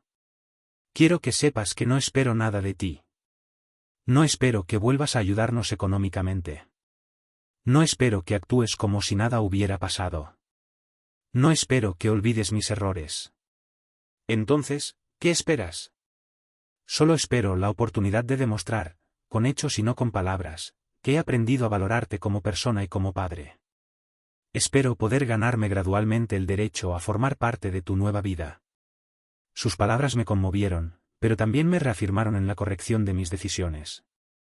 La Natalia que tenía frente a mí era una mujer humilde, consciente de sus errores y comprometida con su crecimiento personal, muy diferente de la persona arrogante e ingrata que me había humillado públicamente un año atrás. Natalia, el tiempo dirá si esa oportunidad es posible, le respondí. Por ahora, me alegra ver los cambios positivos que has hecho en tu vida. Esa noche, de vuelta en mi apartamento, releí las últimas páginas de mi libro mientras acariciaba a Silverio, el gato persa de 15 años que había adoptado del refugio 3 meses atrás. Las palabras finales que había escrito resumían perfectamente mi transformación. A los 68 años descubrí que la dignidad personal no es negociable, que el respeto debe ser mutuo y que nunca es demasiado tarde para crear una vida auténtica basada en valores genuinos. Mi historia no es una historia de venganza, sino de renacimiento. No es una historia sobre destruir familias, sino sobre construir relaciones basadas en fundamentos sólidos. Al cerrar el libro, reflexioné sobre el camino recorrido. Había perdido una hija ingrata, pero había ganado una comunidad que me valoraba. Había renunciado a ser un proveedor económico no apreciado, pero me había convertido en un mentor respetado y un activista social reconocido. Los 2 millones de euros que originalmente estaban destinados a Natalia ahora financiaban las nuevas instalaciones veterinarias del refugio y garantizaban su sostenibilidad durante las próximas décadas. Cada animal salvado, cada adopción exitosa coordinada, cada familia beneficiada por nuestros programas representaba un uso infinitamente más satisfactorio de mi herencia que mantener económicamente a una familia que me daba por sentado. Mi teléfono sonó con un mensaje de texto de Sara. Abuelo, estoy muy orgullosa de ti. Tu libro me ha enseñado que el amor verdadero requiere respeto mutuo. Te amo. Sonreí mientras guardaba el teléfono. Mis nietos habían aprendido la lección más importante de toda esta experiencia, que las relaciones auténticas se basan en valoración mutua, no en obligaciones impuestas o beneficios económicos. A los 69 años había encontrado finalmente la paz que había estado buscando durante décadas, y lo que es más importante, había demostrado que nunca es demasiado tarde para exigir el respeto que merecemos y para construir la vida que realmente queremos vivir. Si te gustó esta historia, dale like al vídeo, suscríbete al canal y comparte tus impresiones en los comentarios. Para escuchar la próxima historia, haz clic en la caja de la izquierda. Gracias por vernos. Porque evidenciaba, sin lugar a dudas, que el comportamiento de Natalia hacia mí había sido tan flagrante, tan manifiesto, que incluso sus propios hijos lo habían percibido, lo habían notado con claridad meridiana. Pablo, Sara, es imperativo que ambos comprendáis algo de suma importancia, algo que marcará vuestras vidas. A lo largo de vuestra existencia, desde que nacisteis, he intentado, con todas mis fuerzas, daros todo aquello que habéis necesitado, cubrir cada una de vuestras carencias, tanto materiales como emocionales. Os he brindado apoyo incondicional con los estudios, os he colmado de juguetes, os he llevado de vacaciones, os he comprado ropa, por encima de todo, os he dedicado mi tiempo, mi bien más preciado, y os he prodigado mi afecto, mi cariño más sincero. Sí, abuelo, y nosotros lo apreciamos muchísimo, de verdad que sí, dijo Sara, con los ojos visiblemente humedecidos, a punto de romper a llorar. Lo sé, querida, lo sé muy bien. Vosotros sí que habéis demostrado, en todo momento, gratitud y respeto hacia mí, pero vuestra madre parece haber olvidado, lamentablemente, esos valores fundamentales, esos principios básicos que rigen una convivencia sana y armoniosa. ¿Qué va a pasar ahora, abuelo?, preguntó Pablo, denotando una preocupación impropia de su edad, una seriedad que no correspondía a sus jóvenes años. Ahora, precisamente ahora, vais a aprender una lección muy valiosa, una enseñanza que os servirá para toda la vida, acerca de cómo se debe tratar a las personas que os quieren de verdad, a aquellas que os demuestran su cariño día tras día. Vuestra familia, desgraciadamente, tendrá que afrontar las consecuencias de no valorar, de no apreciar en su justa medida a aquellos que se sacrifican por vosotros, a quienes dan todo sin pedir nada a cambio. ¿Eso significa, abuelo, que ya no vas a ayudarnos económicamente?, inquirió Pablo, con una madurez que me impresionó profundamente, una sensatez impropia de su edad. Pablo, hijo mío, durante años he costeado, he sufragado muchas cosas para vuestra familia, desde una parte de vuestra casa, de ese hogar que tanto os gusta, hasta vuestra educación, pasando por vuestras actividades extraescolares, esos hobbies que tanto os entretienen, y vuestras vacaciones, esos viajes que tanto disfrutáis.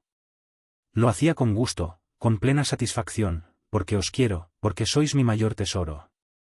Pero cuando alguien te trata con desprecio, cuando te humilla y llega incluso a desear tu muerte, esa relación debe cambiar radicalmente, debe sufrir una transformación completa.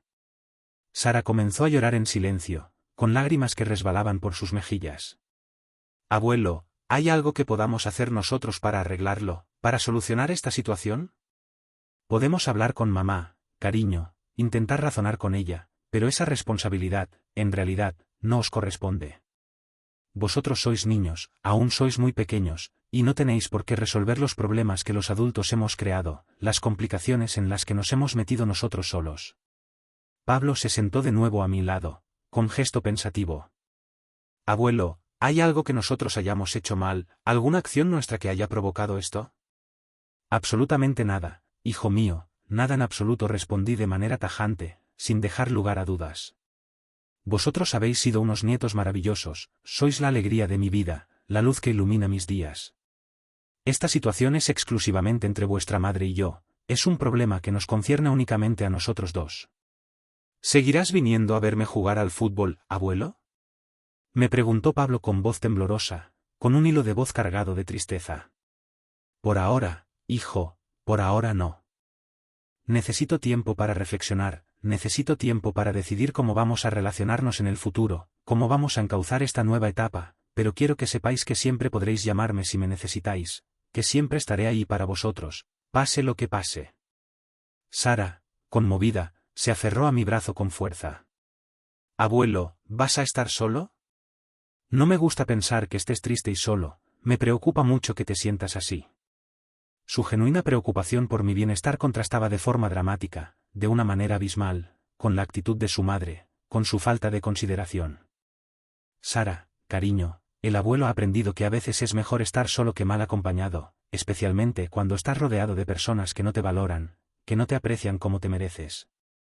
Además, he encontrado nuevos amigos y nuevas actividades que me hacen muy feliz, que me llenan de alegría. ¿Cómo qué, abuelo?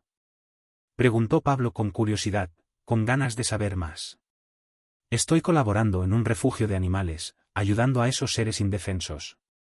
Hay muchos perros y gatos que necesitan cariño, que anhelan un hogar, y yo tengo mucho cariño para dar, mucho amor que ofrecer. ¿Podemos visitarte allí algún día, abuelo? Preguntó Sara con esperanza en la voz, con ilusión en la mirada. Tal vez, hija, tal vez cuando las cosas se calmen un poco, cuando la situación se normalice. Pasamos las siguientes 2 horas hablando de muchas cosas, charlando animadamente sobre sus estudios, sobre sus amigos, sobre sus sueños para el futuro, sobre sus aspiraciones en la vida. Fue una conversación preciosa, un momento inolvidable que me recordó por qué vale la pena luchar por mantener relaciones auténticas, por preservar esos lazos que nos unen a las personas que queremos. Cuando David vino a recogerlos, pude ver en sus ojos que había estado llorando, que la situación le había afectado profundamente. Los niños se despidieron de mí con abrazos más largos y más intensos de lo habitual, como si presintieran que pasaría mucho tiempo antes de volver a verme, como si supieran que ese sería el último abrazo en mucho tiempo. Abuelo, me susurró Sara al oído, con voz suave, antes de marcharse, voy a hablar con mamá. Voy a decirle que tiene que pedirte perdón de verdad, que tiene que mostrar arrepentimiento sincero. Sara, mi niña, tú no tienes que hacer eso, no tienes esa obligación. Los adultos tenemos que resolver nuestros propios problemas, tenemos que ser capaces de solucionar nuestras diferencias por nosotros mismos. Pero ella ya había tomado su decisión, su firme resolución. Pude ver la determinación en sus ojos de 14 años, la convicción que irradiaba su mirada. Esa noche, mientras cenaba solo en mi apartamento, reflexioné sobre la conversación con mis nietos, sobre todo lo que habíamos hablado. Había sido dolorosa, sin duda, pero necesaria, imprescindible. Ellos necesitaban entender que las acciones tienen consecuencias, que cada acto tiene su réplica, incluso cuando esas acciones las cometen sus padres, incluso cuando los responsables son sus progenitores. Mi teléfono sonó a las 10 de la noche, interrumpiendo mis pensamientos.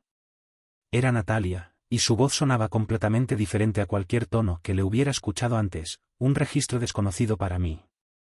Papá, necesito verte urgentemente, es fundamental. Los niños me han contado vuestra conversación, y necesito hablar contigo inmediatamente, necesito aclarar muchas cosas. Natalia, hija, son las 10 de la noche. Podemos hablar mañana, si quieres, pero ahora es muy tarde. No, papá, por favor, te lo suplico. Esto no puede esperar hasta mañana, es de vital importancia. En su voz había algo que no había escuchado en décadas, algo que creía olvidado, pánico verdadero, miedo real, posiblemente, el comienzo de un arrepentimiento genuino, un remordimiento sincero. Natalia llegó a mi apartamento apenas 30 minutos después de su llamada telefónica, con una rapidez sorprendente. Cuando abrí la puerta, me impactó su apariencia, me dejó atónito. Tenía los ojos hinchados de llorar, enrojecidos y abotargados, el cabello despeinado, alborotado y vestía ropa arrugada, como si se hubiera vestido a toda prisa, sin prestar atención a su aspecto. Era la primera vez en décadas que la veía en un estado de vulnerabilidad tan evidente, tan palpable, una fragilidad que no le conocía. Papá, gracias por recibirme, te lo agradezco de corazón, me dijo con voz quebrada, con un hilo de voz tembloroso, mientras entraba al salón. Se sentó en el borde del sofá, nerviosa, con las manos temblorosas y sin saber dónde posar la mirada, sin encontrar un punto fijo al que dirigir sus ojos. Yo me acomodé en mi sillón habitual, manteniendo cierta distancia física y emocional, preservando una barrera entre nosotros. Sara me ha contado todo lo que les explicaste esta tarde, comenzó con dificultad, con visible esfuerzo. Me ha dicho me ha dicho que les contaste lo que pasó en el supermercado, lo que allí sucedió. Así es, Natalia. Mis nietos tenían derecho a entender por qué las cosas iban a cambiar en nuestra familia, porque nuestra relación iba a dar un giro de 180 grados. Papá, cuando Sara me repitió las palabras que yo te dije aquel día, cuando las escuché de la boca de mi propia hija. Se interrumpió para limpiarse las lágrimas, incapaz de continuar. Me di cuenta, de repente, de lo horrible que había sido contigo, de lo cruel que me había comportado. La observé con atención, escrutando cada uno de sus gestos, buscando señales de manipulación o de falsedad, intentando detectar alguna estrategia oculta. Pero esta vez parecía genuinamente destrozada, sinceramente arrepentida. Pablo me preguntó si era verdad que yo había deseado tu muerte en público, continuó, con la voz entrecortada. Cuando tuve que admitir que sí, cuando no pude negarlo, vi el horror en sus ojos, el espanto en su mirada. Mi hijo me miró como si fuera un monstruo, como si fuera la peor persona del mundo. ¿Y qué les respondiste cuando te preguntaron por qué habías dicho esas cosas, cuando te exigieron una explicación? No supe qué responder, papá admitió avergonzada, con la cara sonrojada. No tenía ninguna explicación que justificara semejante crueldad, ninguna razón que pudiera atenuar mi comportamiento. Natalia se levantó y comenzó a caminar por la habitación, moviéndose nerviosamente de un lado a otro, gesticulando con desesperación. Papá, he pasado toda la semana reflexionando sobre mi comportamiento, dándole vueltas a lo que hice. David me ha hecho ver cosas que jamás había considerado, aspectos que había ignorado por completo. Me contó sobre vuestra conversación en la cafetería, sobre tus gastos médicos, sobre las cosas que has vendido para ayudarnos. ¿Y qué conclusiones has sacado de esa reflexión, Natalia? ¿A qué has llegado después de todo este tiempo? Se detuvo frente a mí y se arrodilló junto a mi sillón, un gesto que me sorprendió profundamente, que no esperaba en absoluto. Papá, me he comportado como una hija egoísta e ingrata durante años, lo reconozco. He dado por sentado tu generosidad, he abusado de tu bondad y he olvidado completamente que tú también eres una persona, que tú también tienes necesidades y sentimientos, que no eres un pozo sin fondo. Sus palabras sonaban sinceras, venían del corazón, pero después de décadas de decepciones, después de tantas desilusiones, yo necesitaba más que disculpas emotivas, necesitaba algo tangible, algo real. Natalia, agradezco que reconozcas estos errores, que seas capaz de admitir tus fallos, pero necesito que entiendas que las palabras solas no van a reparar el daño que se ha hecho, que es necesario algo más para reconstruir lo que has roto. Lo sé, papá, lo sé perfectamente, soy consciente de ello. Por eso quiero proponerte algo, algo concreto. Se incorporó y regresó al sofá, adoptando una postura más formal, más seria. David y yo hemos estado discutiendo nuestras finanzas toda la semana, analizando nuestra situación económica. Hemos decidido que es hora.